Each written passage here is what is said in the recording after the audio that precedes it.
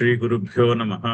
गणानां त्वा गणपतिगुं हवामहे कविं कवीनामुपमश्रवस्तमम् ज्येष्ठराजं ब्रह्मणां ब्रह्मणस्पत आनुशृण्वन्नोतिभिः सीदसादनम्। श्रीमहागणाधिपतये नमः। सदाशिवसमारम्भां शङ्कराचार्यमध्यमाम् अस्मदाचार्यपर्यन्तां वन्दे गुरुपरम्पराम्। श्रुतिस्मृतिपुराणानाम् आलयं करुणालयम् नमामि भगवत्पादशङ्करं लोकशङ्करं।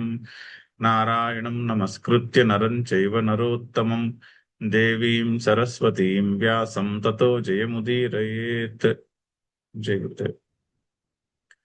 26 శ్లోకం చూసాం, ఒకసారి చదువుదాము. పత్రం పుష్పం ఫలం తోయం యో మే భక్త్యా ప్రయచ్చతి తదహం భక్త్యుపహృతం అశ్నామి ప్రయతాత్మనః. అయితే ఈశ్వరారాధనకి రెండు మూడు నియమాలు చెప్తున్నారు. ఒకటి, ద్రవ్యము ఒక క్వాంటిటీ ఇంపార్టెంట్ కాదు. అసలు ద్రవ్యమే బోల్డ్ ఆప్షన్స్ ఇచ్చేశారు. పత్రం అయి ఉండొచ్చు, పుష్పం అయి ఉండొచ్చు, ఫలం అయి ఉండొచ్చు, లేదా నీటి చుక్క కూడా అయి ఉండొచ్చు. పత్రం, పుష్పం, ఫలం, తోయం, ఏదో ఒకటి. పుష్పము, పత్రం పట్టుకొస్తే పత్రం తీసుకురావచ్చు, లేదా పుష్పం, లేదా ఫలం, లేదా తోయం, ఏదో ఒకటి తీసుకురావచ్చు. అంటే ఏంటి? ద్రవ్యము యొక్క ఇంపార్టెన్స్ చాలా తక్కువ. ద్రవ్యము ద్రవ్యం యొక్క ప్రాముఖ్యత లేదు అసలు. మరి ప్రాముఖ్యత దేనికి అంటే భక్తి. 2 సార్లు వచ్చింది భక్తి పదం. యోమే భక్త్యా ప్రయచ్చతి తదహం భక్తి ఉపకృతం. ఎవరైతే భక్తితో సమర్పించుకుంటారో, సో భావన చాలా ఇంపార్టెంట్. భక్తి యొక్క అక్కడ కూడా భక్తి అంటే ఇది భావనారూపమైనటువంటి భక్తి కదా. కట్టుబొట్టు గురించి చెప్పట్లేదు, ఆ మనసులో భావన గురించి చెప్తున్నారు. ఇంకోటి ఏం చెప్తున్నారు? ప్రయతాత్మనః అంటే మనసులో ఏకాగ్రత, కొద్ది గొప్ప ఏకాగ్రత ఉండాలి. ఈ 3 ఇంపార్టెంట్. ఈ రెండు ఇంపార్టెంట్. భక్తి ఒక భావనకి ప్రాముఖ్యత ఎక్కువ, మనసులో ఏకాగ్రతకి ప్రాముఖ్యత ఎక్కువ, ద్రవ్యానికి ప్రాముఖ్యత చాలా తక్కువ. అది ఈ విధంగా ఎవరైతే నన్ను సేవిస్తారో అంటే చాలా సింప్లిఫై చేసేసి ఈశ్వరారాధనకి కండిషన్స్ ఏమీ లేకుండా చాలా సింప్లిఫై చేసి చెప్తా. ఈ విధంగా నన్ను ఎవరైతే భక్తి చేసి నాకేదో సమర్పించుకుంటారో అది నేను వాళ్ళ భక్తిని స్వీకరిస్తున్నాను, వాళ్ళని అనుగ్రహిస్తున్నాను అని అని అని చెప్పి నెక్స్ట్, యత్ కరోషి యదశ్నాసి యజ్జుహోషి దదాసి యత్ తపస్యసి కౌంతేయ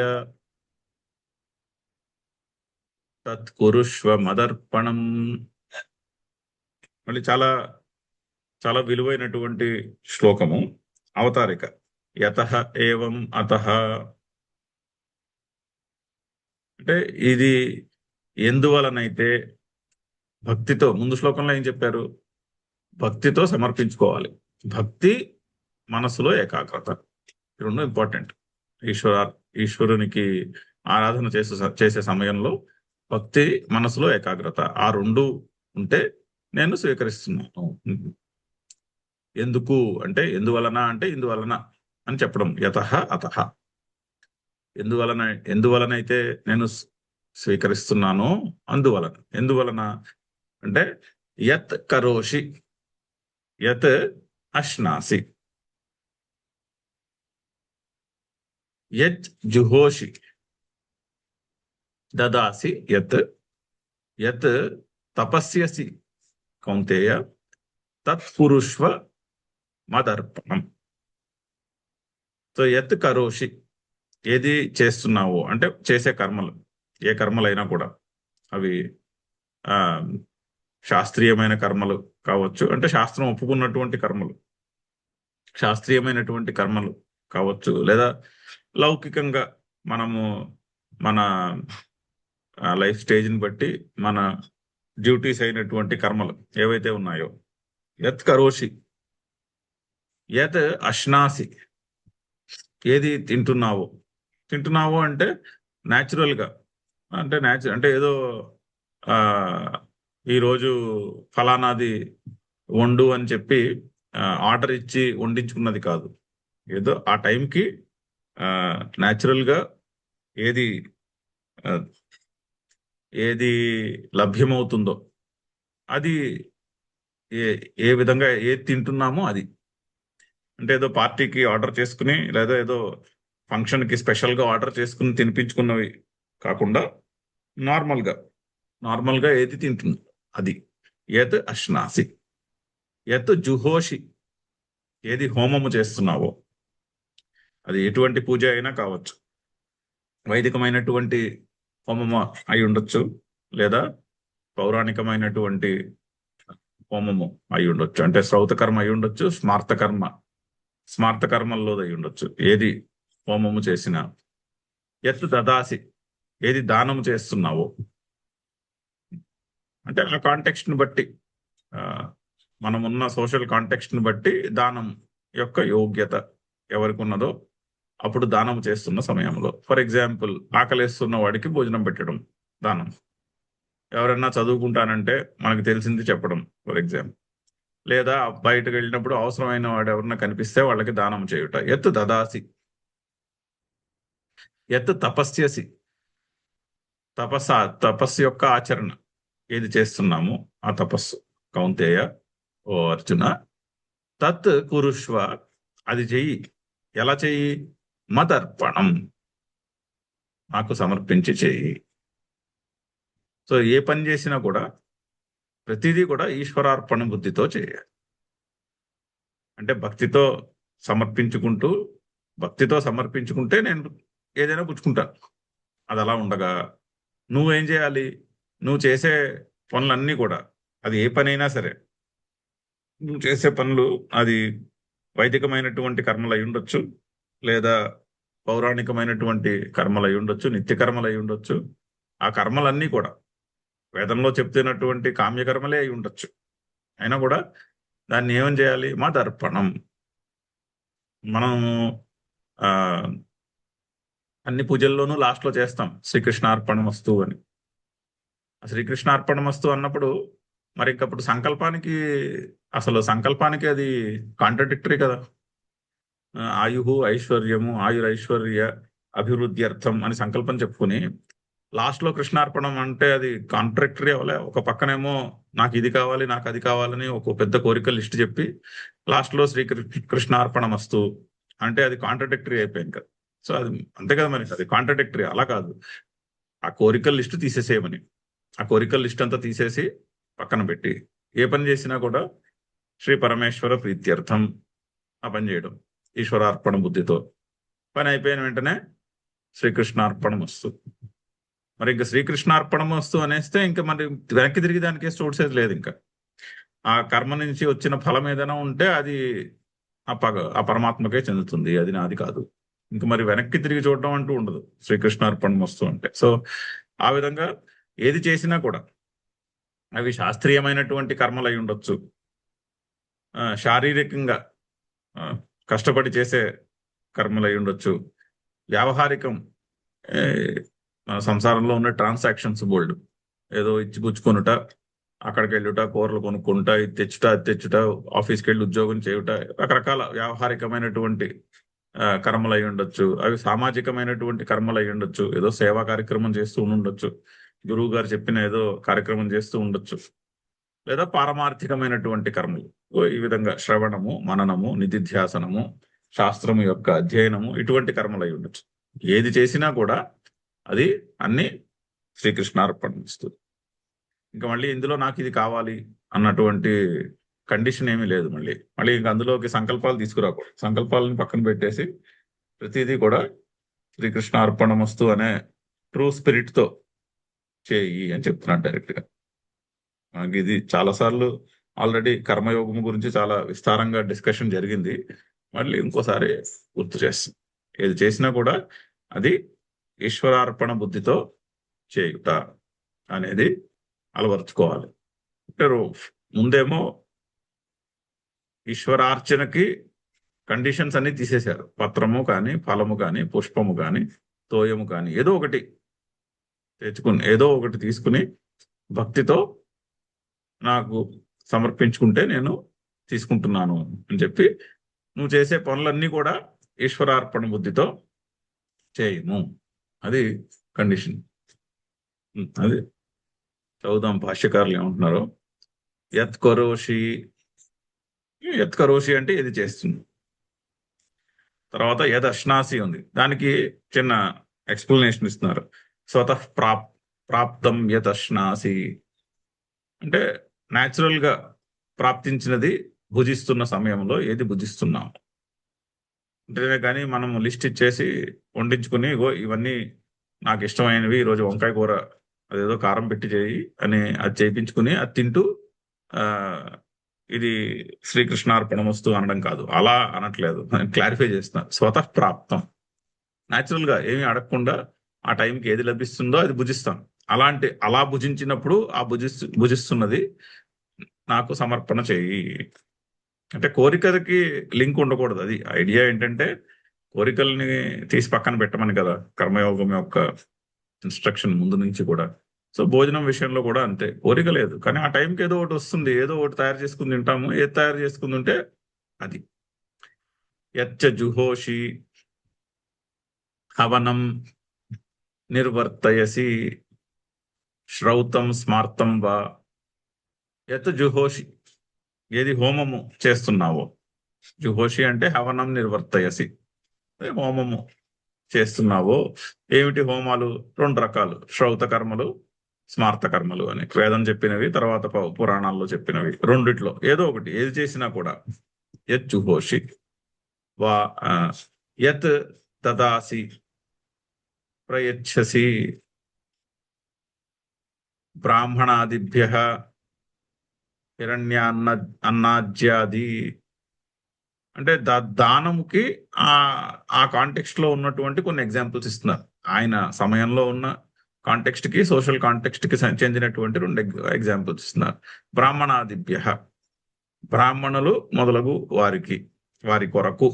చతుర్థి బహువచనం, చతుర్థి విభక్తి బహువచనం. అది బ్రాహ్మణాదిభ్య అంటే బ్రాహ్మణులు మొదలగు వారు, బ్రాహ్మణులు మొదలగు వారికి, వారి కొరకు హిరణ్య అన్న ఆజ్యాది, బంగారము, అన్నము మొదలగునవి దానము చేయుట. కాంటెక్స్ట్ లో అలా ఉండే విధానాలు. ఇప్పుడు ఈ కాంటెక్స్ట్ లో మన సోషల్ కాంటెక్స్ట్ ని బట్టి ఏ విధంగా ఎటువంటి దానం ఉంటే అటువంటిది. ఆ దానం చేసినప్పుడు కూడా మళ్ళీ దానం చేసినప్పుడు ఎలా ఉండాలంటే, ఇప్పుడు ఏదో చూడండి చాలా మంది టెంపుల్స్ కి దానాలు చేస్తారు, దానాలు చేసి మెట్ల మీద వాళ్ళ పేర్లు రాయటం. మరి అప్పుడు అది 50% అయిందిగా, అది పూర్తిగా కర్మయోగంలోకి రాలేదు. అది 50-50 మిక్స్ అయిపోయింది. మళ్ళీ పేరు ఎందుకు? ఏదో దానం చేస్తున్నాము, గుడి కట్టడానికి ఏదో దానం చేశారు, వాళ్ళు ఏవో కొన్ని రాళ్ళు పట్టుకొచ్చి అక్కడ మెట్లు కట్టారు వాళ్ళ పేరులో, మళ్ళీ దాని మీద పేరు ఎందుకు? అలా అజ్ఞాతంగా ఉండిపో. అప్పుడు అది మదర్పణం అని భగవంతునికి సమర్పణ బుద్ధితో, ఈశ్వరార్పణ బుద్ధితో చేసిన కర్మ అవుతుంది. సో దదాసి ప్రయచ్చసి బ్రాహ్మణాదిభ్య హిరణ్య అన్న ఆజ్యాది. యత్ తపస్యసి తపహచరసి, ఏదైతే తపస్సు యొక్క ఆచరణ చేస్తున్నామో. కౌంతేయ వర్చన తత్ కురుష్వ, అది చేయి. ఎలా చేయాలి? మదర్పణం, నాకు సమర్పణ భావంతో చేయి. అంటే చెప్పడానికి చాలా సింపుల్ గా మదర్పణం అనే ఒక పదంలో చెప్పేశారు, కానీ అది మనం ఆల్రెడీ చాలా డీటెయిల్డ్ గా చర్చించుకునే ఉన్నాం. చేయడానికి మాత్రము అది ఎంతో కొంచెము ఏమంటారు, లోతుగా ఆలోచించి చేయవలసినటువంటి సాధన. కానీ బట్ ప్రిన్సిపల్ ఏంటంటే ఏ పని చేసినా కూడా అది మదర్పణం, అది ఆ పరమాత్మకు సమర్పణ భావముతో చేయుట. సమర్పణ భావన అంటే చాలా క్లారిటీ తెచ్చుకోవాలి మనసులో. ఈశ్వరార్పణ బుద్ధి అంటే ఇంక అందులో కోరికలకి తావులేదు. మళ్ళీ అందులో నాకు ఇది కావాలి, నాకు పుణ్యం రావాలి, నా వాళ్ళందరూ బాగుండాలి, ఇంకా అవన్నీ సెకండరీ అయిపోతాయి. అవన్నీ తీసేసేయాలి. అవన్నీ తీసేసి ఈశ్వరార్పణ బుద్ధి చేయాలి. ఆల్రెడీ చెప్పారు కదా, వాళ్ళ యోగక్షేమములు నేనే చూసుకుంటానని. ఈ విధంగా ఎవరైతే ఉంటారో వాళ్ళ యొక్క యోగక్షేమములు నేనే చూసుకుంటాను. అది అది మాత్రము అందులో సందేహమేమీ లేదు. మనం నిజంగా అలాగా ఈశ్వరార్పణ బుద్ధితో పనులు చేయడం మొదలెట్టి ఉంటే ఈ యొక్క అనుభవము జీవితంలో ఉండే ఉంటుంది. గ్యారంటీడ్. ఈశ్వరార్పణ బుద్ధితో పనులు చేసుకుంటూ వెళ్తే మనకు కావాల్సినవి ఆ టైంకి ఏది అవసరమో అవి ఆ, వాటిని వాటిని సిద్ధించుకునేటటువంటి ఏర్పాట్లు అలా జరుగుతూనే ఉంటాయి. బోలెడన్ని ఎగ్జాంపుల్స్ చెప్పుకోవచ్చు పర్సనల్ లైఫ్. కాకపోతే ఈశ్వరార్పణ బుద్ధి అలవరుచుకోవాలి. ఈశ్వరార్పణ బుద్ధి అలవరుచుకుంటే ఆ యోగక్షేమంలో నేనే చూసుకుంటానంటాను. అందుకని ఏది చేసినా కూడా ఇది శాస్త్రీయమైన కర్మ అవ్వచ్చు, శారీరకం అవ్వచ్చు, వ్యావహారికం అవ్వచ్చు, సామాజికం అవ్వచ్చు, పారమార్థికం అవ్వచ్చు, ఏదైనా సరే ఈశ్వరార్పణ బుద్ధితో చేయుట. శ్రీకృష్ణార్పణ మస్తు అనే ప్రిన్సిపల్ ని బాగా వంట పట్టించుకుని చేయుట. చదువుదాం శ్లోకం. యత్ కరోషి యదశ్నాసి యజ్జుహోషి తదాసి యత్ యత్తపస్యసి కౌంతేయ తత్కురుష్వ మదర్పణం. శుభాశుభఫలైరేవం మోక్ష్యసే కర్మబంధనైః. సన్యాసయోగయుక్తాత్మా విముక్తో మాముపైష్యసి. పై శ్లోకానికే కంటిన్యూషన్. ఏవం కుర్వతః తవ యద్భవతి తత్ శృణు.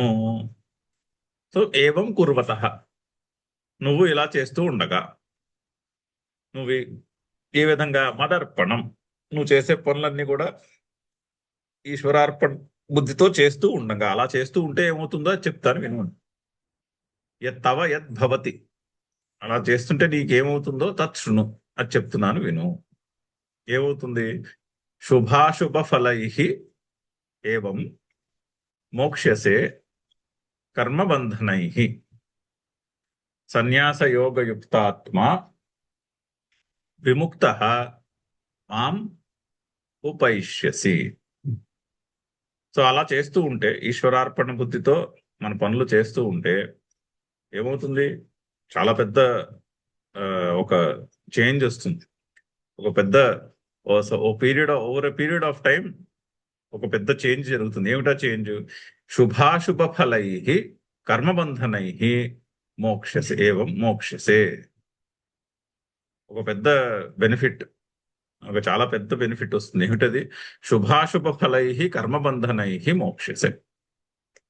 ఇప్పుడు ఏదైనా కర్మ చేస్తే, నేను కర్తను అనుకుంటూ కర్మ చేస్తే ఆ కర్మ బంధిస్తుంది. కర్మబంధనము అంటే ఆ కర్మ యొక్క ఫలము అనుభవించి తీరాలి. అదే కర్మబంధం అంటే. ఎప్పుడు అనుభవించాలి? భోక్తనై తీరాలి. ఎప్పుడు భోక్తనై తీరాలి? కర్తనైతే.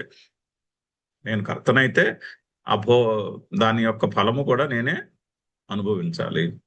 కానీ ఆ కర్మ ఫలమును అనుభవించటం అనేది ఎప్పుడు వస్తుంది? దాని మీద కోరికున్నప్పుడు వస్తుంది. నేను ఫలానాది సాధించాలి అన్న కోరికతో కర్మ చేస్తే ఆ కర్మ యొక్క ఫలమును అనుభవించి తీరాలి. అది మంచి ఫలం అయితే మంచిది, చెడుదైతే చెడుది.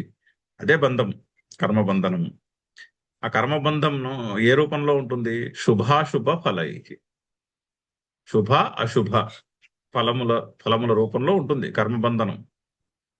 ఆ కర్మబంధనము నుండి మోక్షసే, విముక్తుడవు అవుతావు. ఎందుకంటే నేను కర్తనై నేను ఈ ఫలము గురించి చేసుకుంటున్నాను. ఈ కర్మ అంటే మరి అది రావాలి. ఇప్పుడు ఐశ్వర్య అభివృద్ధి అర్థం ఈ కర్మ చేస్తున్నాను అంటే మరి ఆయువు, ఐశ్వర్యము, అభివృద్ధి అదంతా చూడాలి. మరి అదంతా చూసేదాకా ఆ ఫలము పూర్తయినట్టు కాదుగా. అదే తీసేసామనుకోండి, కర్మలోంచి ఆ లైన్ తీసేసామనుకోండి, ఈశ్వరార్పణ బుద్ధితో చేస్తున్నాము కర్మ అంటే ఇంకప్పుడు దాని గురించి వెయిట్ చేయాల్సిన అవసరం లేదు. సంకల్పం చెప్పుకుంటే మరి సంకల్పంలో ఉన్న ఫలం వచ్చేదాకా వెయిట్ చేయాలి, లేదా ఆ ఫలము సిద్ధించేదాకా ఆ కర్మలు చేయాలి. సంకల్పంలో ఫలము యొక్క ఆస్పెక్టే రాలేదనుకోండి, పరమేశ్వర ప్రీత్యర్థం ఈ కర్మ చేస్తున్నాను అనుకుని చేస్తే పైగా లాస్ట్లో శ్రీకృష్ణార్పణమస్తు అని ఆ కర్మని ఆ పరమాత్మకే సమర్పించేస్తే ఇంకా ఆ కర్మ యొక్క ఫలం గురించి వెయిట్ చేసేది ఏం లేదు. అది నాది కాదు కర్మ, ఈశ్వరుని యొక్క కర్మ. అందులో ఏమైనా ఫలం ఉంటే ఆయన చూసుకోవాలి, మనకు సంబంధం లేదు ఇంకా దాంతో. అలా ఉన్నప్పుడు ఆ కర్మ ఫలం గురించి వెయిట్ చేయాల్సినటువంటి అవసరం కూడా లేదు.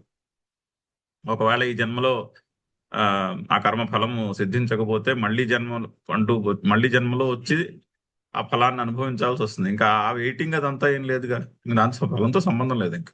సో కర్మబంధనై శుభాశుభ ఫలై కర్మబంధనై ఏవం మోక్షసే. వీటి నుంచి విముక్తులు అంటే వీటి నుంచి మోక్షము, ఆ బంధము నుండి మోక్షము.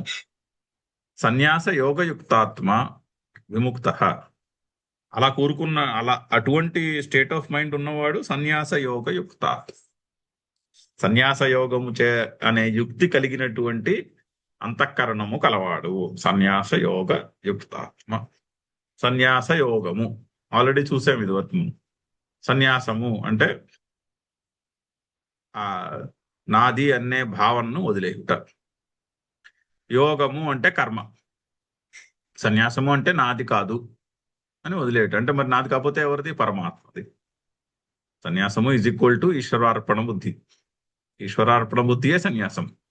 అటువంటి కర్మ అది యోగము, అది కర్మయోగము. సో సన్యాస యోగముతో కూడుకున్నటువంటి ఆత్మ అంతఃకరణము కలిగిన వాడు అంటే మనస్సు బుద్ధి ఆ అంతఃకరణంలో ఇది నేను, ఇది నాది, నేను ఈ పలానా నా దగ్గర లేని దాన్ని పొందడానికో లేకపోతే ఉన్నదాన్ని కాపాడుకుందుకో నేను ఈ కర్మ చేస్తున్నాను అనేటటువంటి అసలు ఆ ఇంప్రెషనే లేదు మనసులో.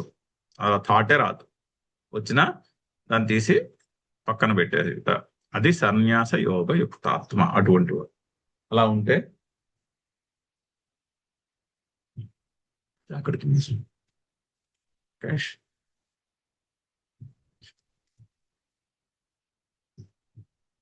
ఒక్క నిమిషం.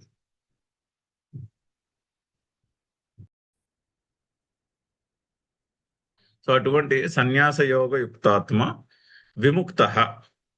విముక్తుడై మాం నన్ను ఉపైష్యసి నన్నే చేరుకుంటాడు. మరి అంటే బ్రతికుండంగానే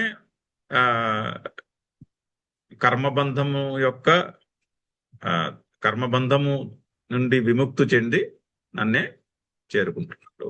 అంటే దాన్ని ఏమంటాము, సైకలాజికల్ ఫ్రీడమ్. ఆ సైకలాజికల్ ఫ్రీడమ్ని బ్రతికుండంగానే సిద్ధించుకుంటారు.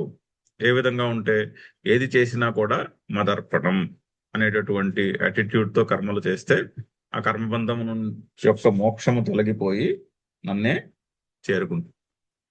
చదువుదాం భాష్యము.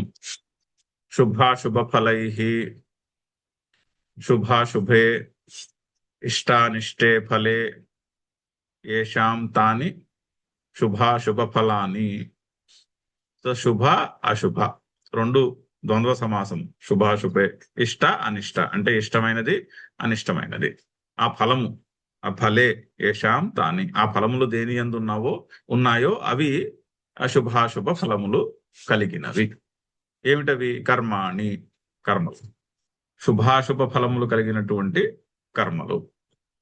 తై శుభాశుభ ఫలై దాన్ని తృతీయ బహువచనంలోకి మార్చుకుంటున్నారు. తై వాటి చేత అంటే వాటి నుండి రేదర్ శుభాశుభ ఫలముల చేత కర్మబంధనై అశుభాశుభ ఫలై కర్మబంధనైకి విశేషణం.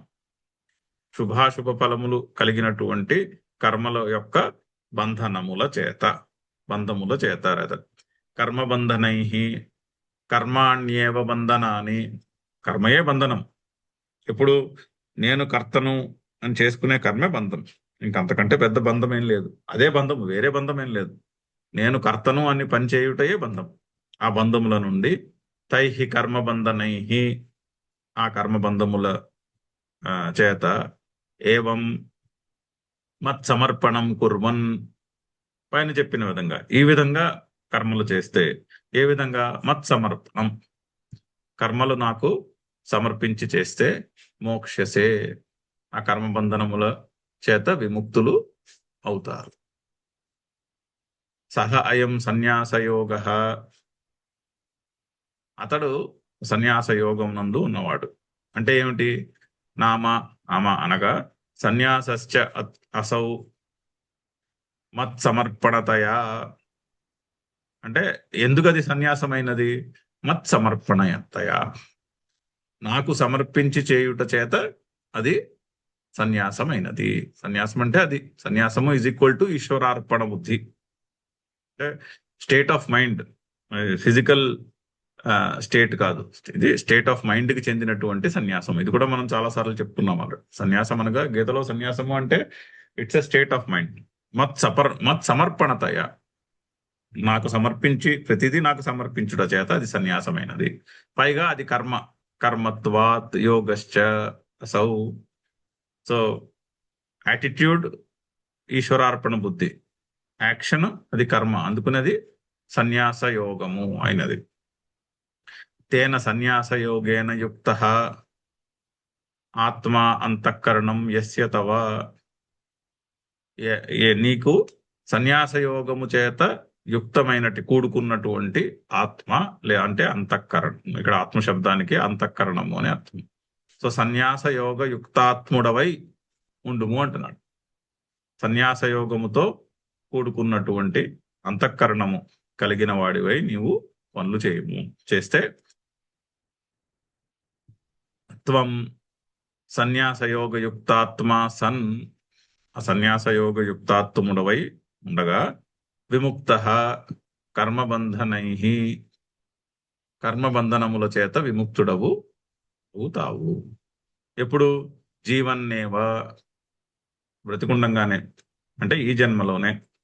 సో ఇదివరకు కూడా చాలాసార్లు చెప్పుకుందాం, కర్మయోగం యొక్క అనుష్ఠానము చేస్తే ఈ జన్మలోనే అంతఃకరణం యొక్క శుద్ధి జరుగుతుంది. అంటే ఆ అంతఃకరణంలో ఉన్నటువంటి కర్మబంధనములన్నీ కూడా తొలగిపోతాయి. ఇక్కడ కూడా మళ్ళీ అదే స్ట్రెస్ చేస్తున్నాడు. ఈ జన్మలోనే, ఇక్కడే ఈ జన్మలోనే బ్రతికుండంగానే మనస్సులో ఉన్నటువంటి కర్మబంధనములు, పాత కర్మల యొక్క ఇంప్రెషన్స్, ఆ ఫలముల ఎడల ఉన్నటువంటి ఆసక్తి, అవన్నీ కూడా క్లీన్ అయిపోతాయి.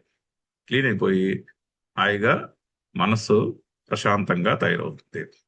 ఇప్పుడే అంటే ఈ జన్మలోనే అలా అవుతుంది. పతిచేచ్చ అస్మిన్ శరీరే, ఈ శరీరము జారిపోయిన తర్వాత ఎక్కడికి వెళ్తారు? మాం ఉపయిష్యసి, ఆగమిష్యసి, నా దగ్గరికి చేరుకుంటాడు. సో అంతఃకరణము శుద్ధి అయిపోతే ఈ జన్మ అయిపోయిన తర్వాత మళ్ళీ జన్మ అంటూ ఉండాల్సిన అవసరము ఉండదు. సో అంతఃకరణం శుద్ధి క్వాలిఫికేషన్, జ్ఞానానికి అది యోగ్యత.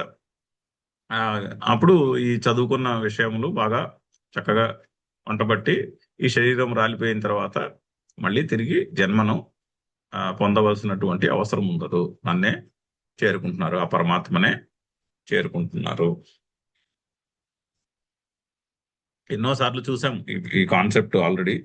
మళ్ళీ అదే భగవానుడు మళ్ళీ ఇంకోసారి స్ట్రెస్ చేస్తుంది, చాలా డైరెక్ట్ గా. మళ్ళీ ఎక్కడ కన్ఫ్యూషన్ ఏమో మళ్ళీ వస్తూ ఉంటుంది అదే మాట. ఎందుకంటే మళ్ళీ ఎన్నిసార్లు చెప్పినా ఇది మర్చిపోతాం, ఎప్పటికప్పుడు ఇది కొత్తగానే అనిపిస్తుంది. ఈ కాన్సెప్ట్ ఏ రోజుకి ఆ రోజు ఎన్నిసార్లు ఆలోచించినా కొత్తగానే అనిపిస్తుంది, ఇది ఇలా చేయాలా అనిపిస్తుంది మళ్ళీ. అందుకని భగవద్గీతలో కూడా శ్రీకృష్ణుడు మళ్ళీ అదే పాయింట్ కి తీసుకొస్తూ ఉంటాడు అర్జునుడు. సో ఏది చేసినా కూడా యత్ కరోషి యద్ అశ్నాసి యజ్జుహోషి తదాసి యత్ తపస్యసి కౌంతేయ తత్ కురుష్వ మదర్పణం. అలా ఉంటే శుభాశుభ ఫలైరేవం మోక్ష్యసే కర్మబంధనై సన్యాసయోగయుక్తాత్మా విముక్తో మాముపైష్యసి. ఓం పూర్ణమదః పూర్ణమిదం పూర్ణాత్ పూర్ణముదచ్యతే పూర్ణస్య పూర్ణమాదాయ పూర్ణమేవావశిష్యతే. ఓం శాంతి శాంతి శాంతి. హరి ఓం.